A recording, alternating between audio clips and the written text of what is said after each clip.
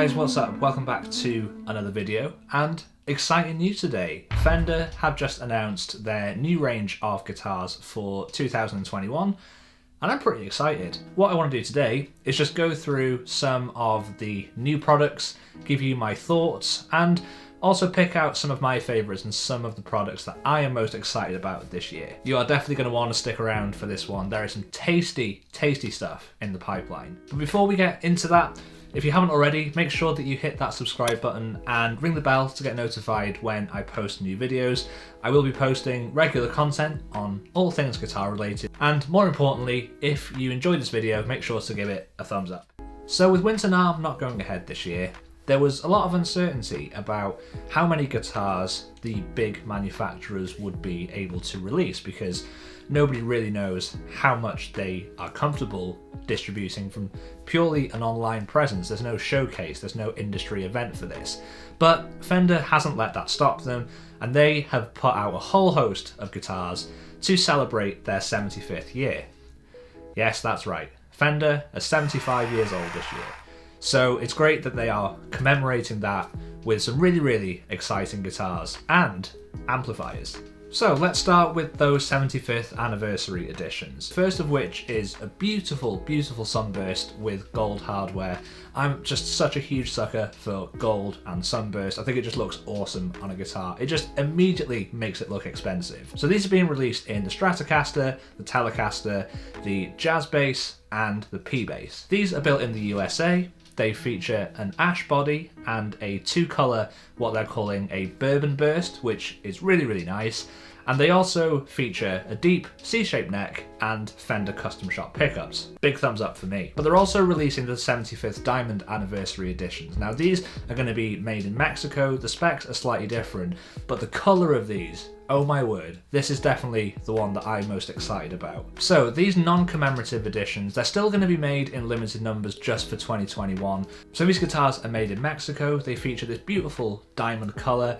The hardware is taken from the Vintera range, and again it features a C-shaped neck, but this time with an alder body. And the black pick guards are there to commemorate the launch of the Broadcaster, which was one of the precursors to the Telecaster, and I just absolutely love this. The Broadcasters are just beautiful, and I like that Fender have actually tried to incorporate that as a bit of a design nod on this series.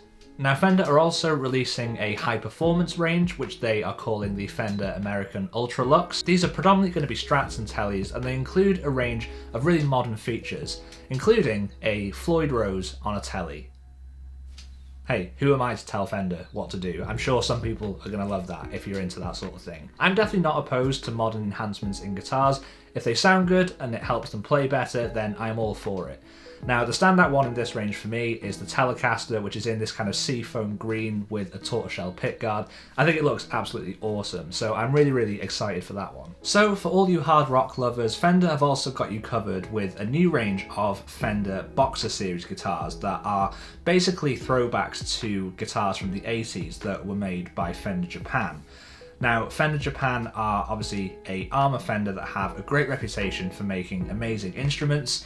These guitars come in a Stratocaster, Telecaster, and P-Bass configuration. These are what Fender are calling high-powered classics. They come in really great colours, including a silver, a really nice red, and an almost kind of metallic green colour, which looks really cool. So they have the so-called speed necks, which are 22 frets, 12-inch radius, and the cool thing about these is that they incorporate the TBX tone control. Now this is kind of like the boost circuit, and it was made famous in the Eric Clapton Signature Series Strat.